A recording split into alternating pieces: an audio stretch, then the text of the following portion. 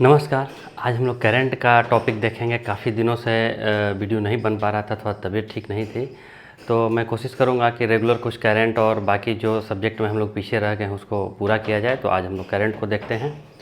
तो सबसे पहले 2024 में भाजपा यानी कि Indian national democratic alliance, NDA या भाजपा एक पार्टी है और भाजपा के साथ कई एक पार्टियाँ मिलकर जो सरकार बनाई हैं उनको एनडीए कहा जाता है, नेशनल डेमोक्रेटिक अलायंस।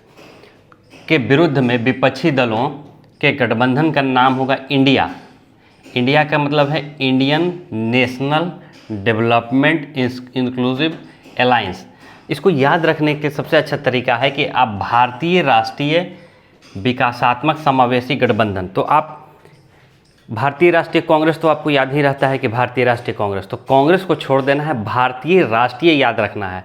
विकासात्मक समावेशी गठबंधन, केवल विकासात्मक और समावेशी, बस ये दो वर्ड आपको 2-4 बार पढ़ने के बाद खुद ब खुद याद हो जाएगा। 2-4 बार इसको आप रिवीजन करिए, याद हो जाएगा। तो बस इतना ही याद रखना, भारतीय राष्ट्रीय तो पहले है ही, उसके बाद समावेशी विकासात्मक गठबंधन हो जाएगा।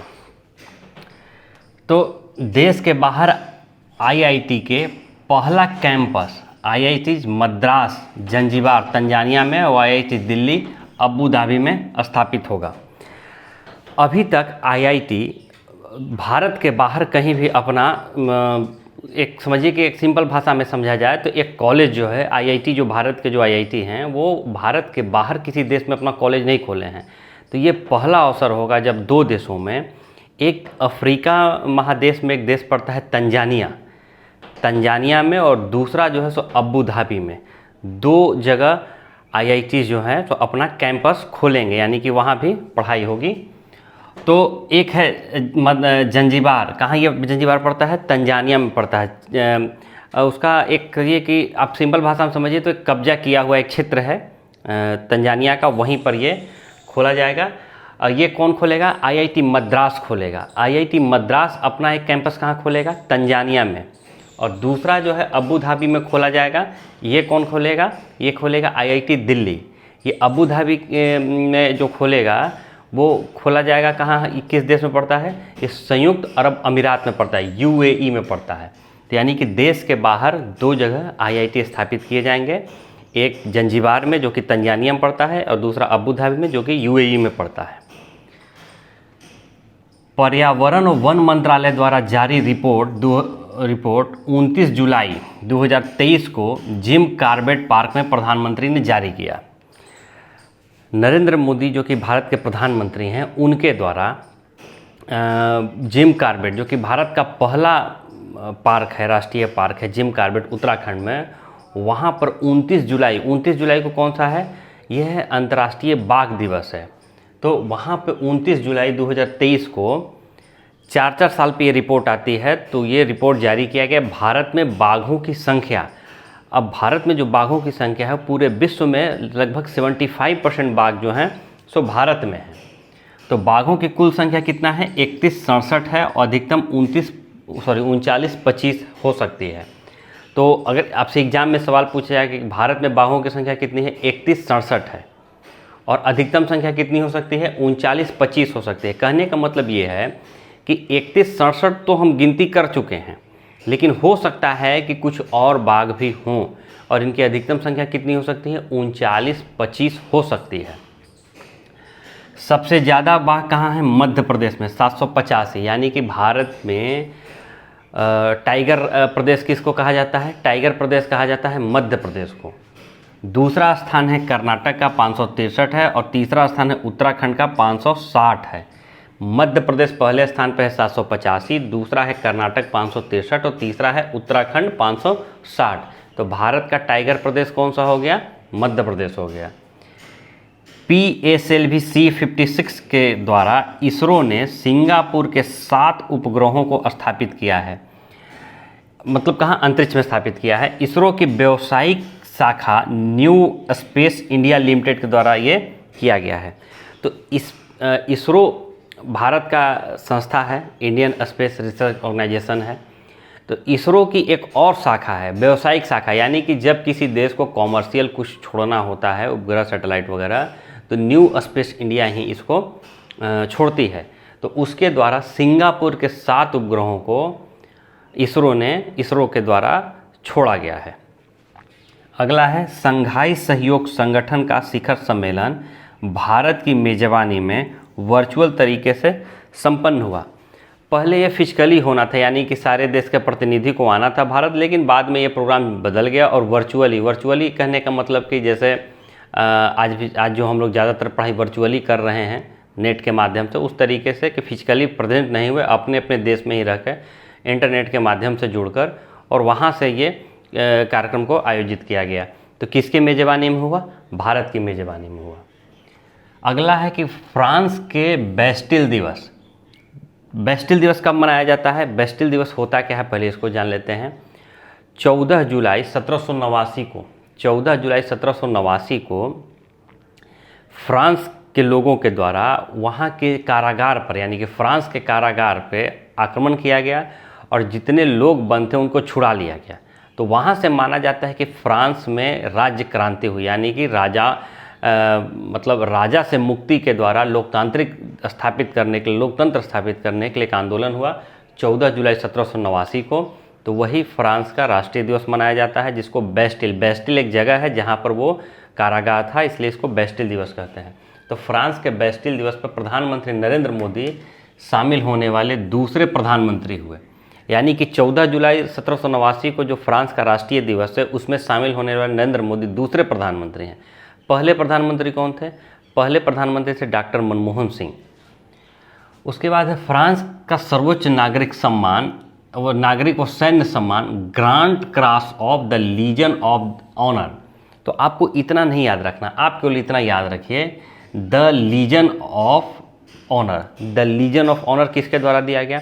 फ्रांस के द्वारा दिया गया। किसको दिया गया? भारत के प्रधानमंत्री नरेंद्र मोदी को दिया गया। पहले व्यक्ति हैं जिनको भारत की तरफ से जिनको ये सम्मान दिया गया है। तो और ये कौन दिया? फ्रांस के राष्ट्रपति एमुअल मैक्रोन ने दिया। आपको ये भी याद रखना है कि फ्रांस के राष्ट्रपति कौन है? एमुअल मैक्रोन जो हैं तो वहाँ के राष्ट्रपति हैं। ये दूसरी बार वो चुन के आए हैं। भारतीय सेना की तीनों अंगों की 241 सदस्यीय टुकड़ी ने परेड में भाग लिया, यानी कि जो बेस्टिल दिवस वहाँ फ्रांस में मनाया गया उसमें भारत की तीनों सेनाओं की 241 टुकड़ियों ने, मतलब संख्या में 241 लोगों की संख्या में फ्रांस के परेड में भाग लिया। तो ये काफ़ी ऑनर की बात है और इसको याद भी रखना है। एग्जाम में सवाल पूछा जाएगा कि भारतीय सेना ने किस देश के राष्ट्रीय दिवस पर परेड में भाग लिया? तो फ्रांस के राष्ट्रीय दिवस में भाग लिया। इसमें राफेल विमान भी फ्लाई पास्ट का हिस्सा बना। तो आपको याद होगा कि काफ़ी समय पहले राफेल विमान के बारे में काफ़ी चर्चा में न्यूज़ में बना रहता था, इस पे आरोप लगता था कि ये इसमें ख़रीदने में घोटाला हुआ है। तो ये फ्रांस की ही डेसाल्ट एविएशन एक कंपनी थी, उसके द्वारा ये बनाया गया था, तो वहीं से भारत सरकार ने इसको ख़रीदा है। तो फ्रांस के जो राष्ट्रीय दिवस हुआ उसमें कौन से विमान ने भाग लिया? तो राफेल ने भाग लिया। भारत फ्रांस की रणनीतिक भागीदारी के भावी स्वरूप से संबंधित दस्तावेज हॉरिजन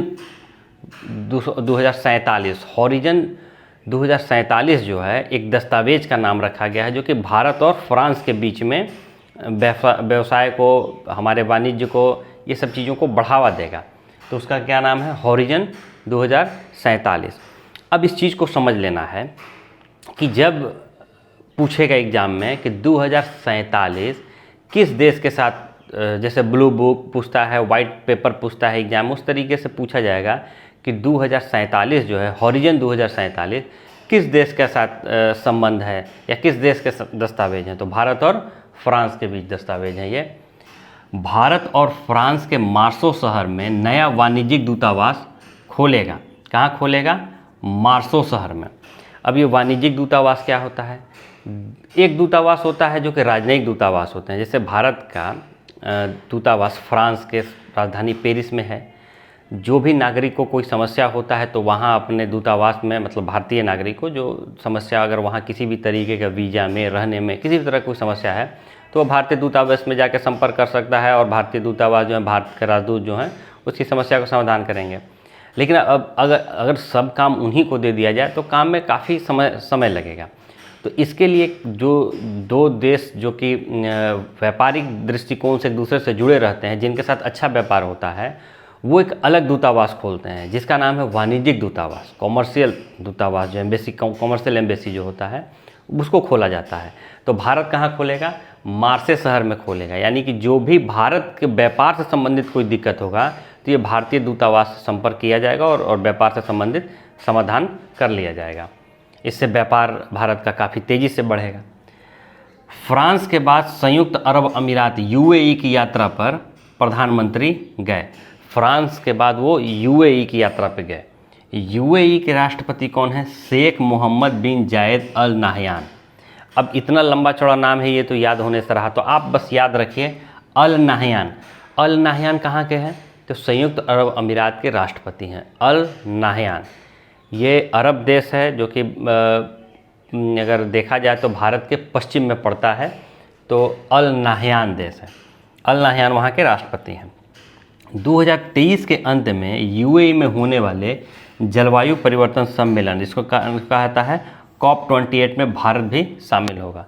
तो वहाँ जब नरेंद्र मोदी गए तो उस देश के साथ, यूएई के साथ, वहाँ के राष्ट्रपति अल नाहयान के साथ जब बातचीत के दौरान उन्होंने वहाँ के राष्ट्रपति ने भारत को आमंत्रित किया कि आप COP28 में भाग लीजिए और जलवायु परिवर्तन से संबंधित जो समस्याएं हैं उसको हम लोग मिल के समाधान करते हैं, ताकि जलवायु परिवर्तन से लड़ा जा सके और पृथ्वी को बचाया जा सके।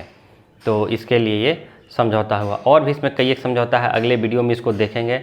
अब आज के दौर के एग्ज़ाम में यही सब सवाल जो है सो काफ़ी अंदर से पूछा जाता है और हम लोग ऊपर ऊपर पढ़ के निकल जाते हैं और ये छूट जाता है। अभी बीपीएससी का जो टीचर का एग्ज़ाम हुआ, काफ़ी उसमें अंदर से सवाल आए। तो इन सब चीज़ों को देखना बहुत ज़्यादा ज़रूरी है।